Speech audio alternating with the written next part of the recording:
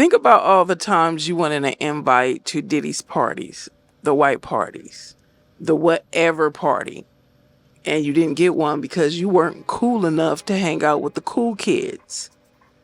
That's why you should never envy, because all this time you thought his parties were the place to be. Now those people that went to those parties, that wanted the world to see that they were at those parties, now they're dodging calls and emails from people who want to know what did they do and what did they see. I'll be back.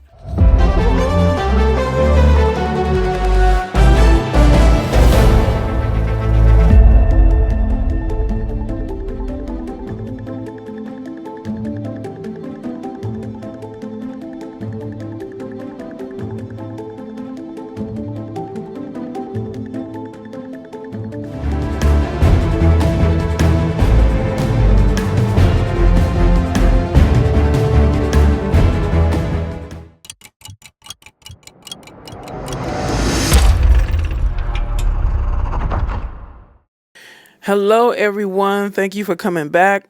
To those who have come back and newcomers, thank you. Yeah, I joke with my sister a lot, saying, I'm just thinking about even in the 90s and everything, when they were just really popping, early 2000s, and you hear reports or, things said about his parties, you'd be like, dang, man, that is like the party to be at. And I'll jokingly say to my sister, I bet you all those people who wish they could go to those parties and didn't get an invite, they should be celebrating every day, because you could say wholeheartedly from your heart with your whole chest that you did not go. You don't have to hold your head down in shame. Because even if you did go to the party and you weren't a part of the debaucheries, is what? Guilty by association? That's just how this world is. Well, America is. Let's get on with this. In a resurfaced 2002 interview with Conan O'Brien, Diddy shared his secret to hosting a successful bash. And I will read the rest of that later. Let's get into this content. In 1998, Sean Combs, a.k.a. Diddy, announced his arrival in the Tony enclave of East Hampton by throwing a Labor Day party at his new house on Hedges Banks Drive.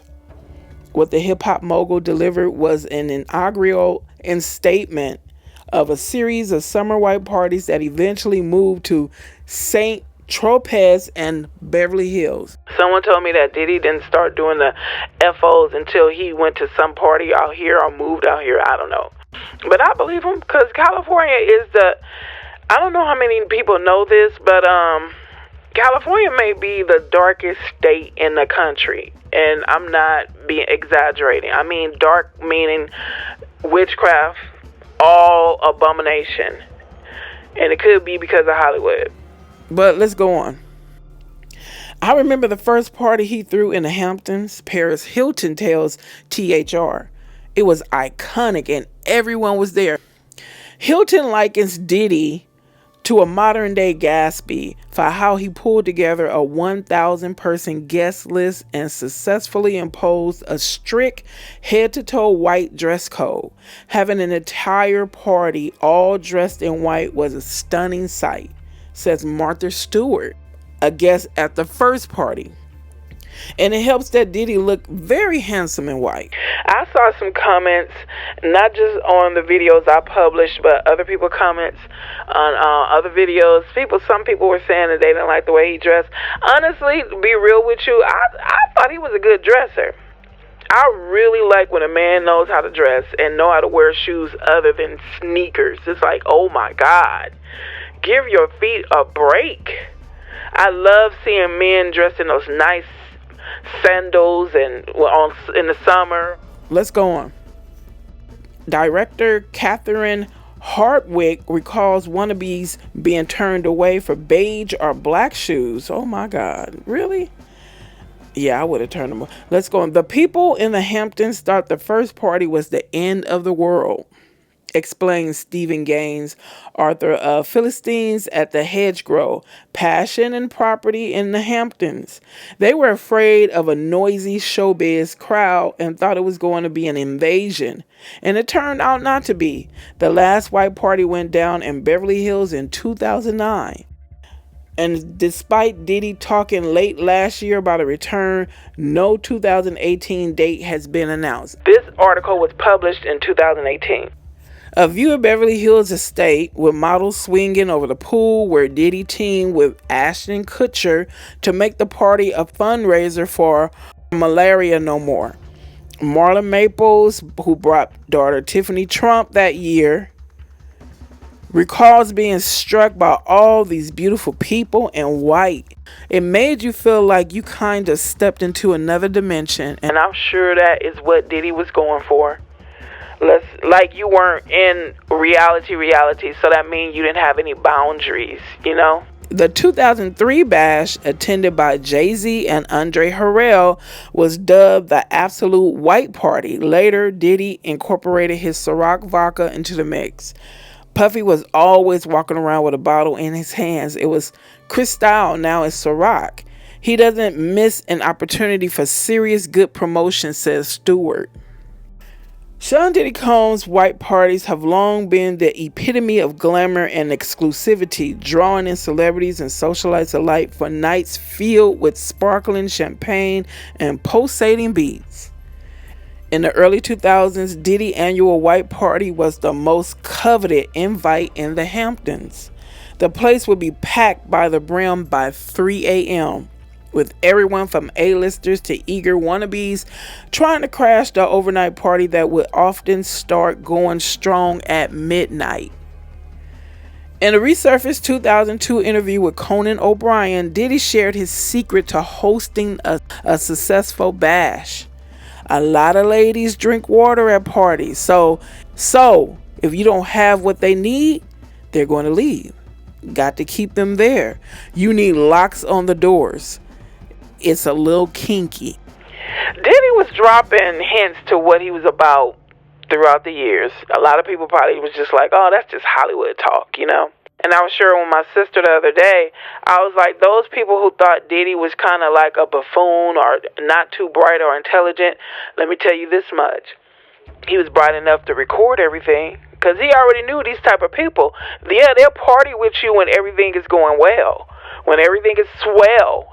When it look like everything is in the palm of your hands, everybody will party with you. But he always knew that when it came down to it, those same people that went to his parties and participated in the god-awful things they did would turn their backs and run like they didn't even know him. So I can applaud him for recording everything, because I would have did the same thing too. You're not going to get down dirty with me and then turn around and act like you in the church choir. No. Let's not talk about the church. I got a lot to say about the church. But let's go on. Now, which celebrities played with the devil? Literally and figuratively, right? A better question might be, who didn't attend a Diddy party? Now, that is a great question. Let's continue. Name any star from the early 2000s, and chances are there's a photo of them with Diddy at one of his parties. Leonardo, Sarah Jessica Parker, Martha Stewart, Jamie Foxx, Russell Simmons, Jennifer Lopez, Jay-Z, Vera Wang, Russell Brand, Chevy Chase, Kim Kardashian, Paris Hilton, LL Cool J, Aretha Franklin, Reverend Al Sharpton, and even Regis Philbin have all been captured celebrating at Diddy's extravagant gathering. But it wasn't just celebrities on the guest list. Plenty of wealthy Hampton socialites were mingling with the hip-hop culture for the first time. Nunez, a 90s party photographer, reminisced to The Hollywood Reporter that socialites who had only ever listened to Z100 were turning up to Bone Crusher and DMX at Diddy's parties, adding that Puffy introduced black music to the white elite. What good did that do Puffy today? Introducing black music to white elites. Numerous celebrities have openly confessed to enjoying wild nights with the Bad Boy Records founder. Recently, a dancer named Adria Sherry English. I did a video about her yesterday. I posted it. English has been sharing her experiences in conversation with Daily Mail and through a civil lawsuit where she accuses Diddy of multiple offenses, including assault. In her complaint, she alleges Diddy promised her exposure to high-level celebrity individuals, including former President Donald Trump, Reverend Al, Paris Hilton, music mogul Jay-Z, and music executives like Russell Simmons, Irv Gotti, Steve Stout, Andre Harrell, and Lyor Cohen.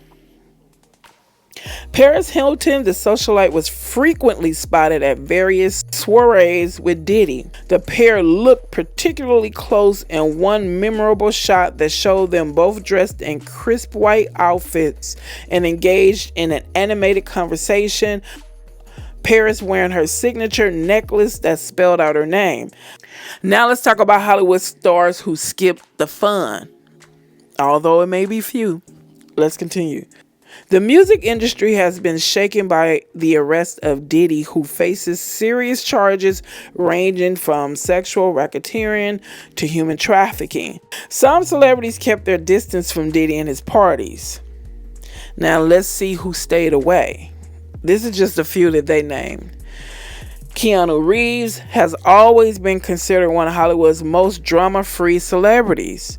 Despite the peak of his career in the 90s, he largely stayed away from Diddy and his circle, which has helped him avoid many of the scandals that now hunt others. What did I say in the beginning of the video? This world has a way of making you feel like you are nothing, and then has a way of putting people up on a pedestal, making you feel like crap. But then when the truth comes out, pat yourself on the back. Let's continue. Thank God and pat yourself on the back. Let's continue. Though Robert Downey Jr. was acquainted with Diddy and was seen with him several times, the actor rarely attended his parties, despite moving in the same circles as the rapper. Tom Cruise was also not seen among the attendees at Diddy's parties and mostly avoided the company Diddy gathered around himself. This distance now appears even more justified. However, Cruise has often found himself under scrutiny for the people he associates with. There's a lot of public information about the nature of those relationships, but it's safe to say that actors stayed away from Diddy's FO events. However, Eminem and Diddy have long had a tense rivalry. It's unclear what exactly triggered their feud, but Eminem has always made his feelings about the producer known. Perhaps the rapper was well aware of what went on at Diddy's parties, even if he wasn't physically there. I was talking to my sister I said, now think about all the celebrities that never went to his parties, even though they were just like real big. Now that I think about it, those should have been red flags to people who checked that out. That should have let us know, hey, don't do it. Let's continue. Eminem has repeatedly included hints about Diddy's misconduct in his lyrics, and only now do these mentions start to seem like warnings about more serious issues that may have previously gone unnoticed. Ice Cube. Almost everyone with significant influence in the music industry ended up in Diddy's company sooner or later. However, some artists, rappers, and celebrities consciously avoided him and his scandalous behavior. Besides Eminem, Ice Cube was one of the first to distance himself from Diddy, never appearing at his parties. The rapper has openly stated that he never participated in Diddy's events. 50 Cent. 50 Cent was one of the few rappers who stayed on the right track in the music industry. Like his colleague Eminem, whom he admired and looked up to, 50 Cent had a long-standing feud with Diddy, which effectively excluded him from attending his parties.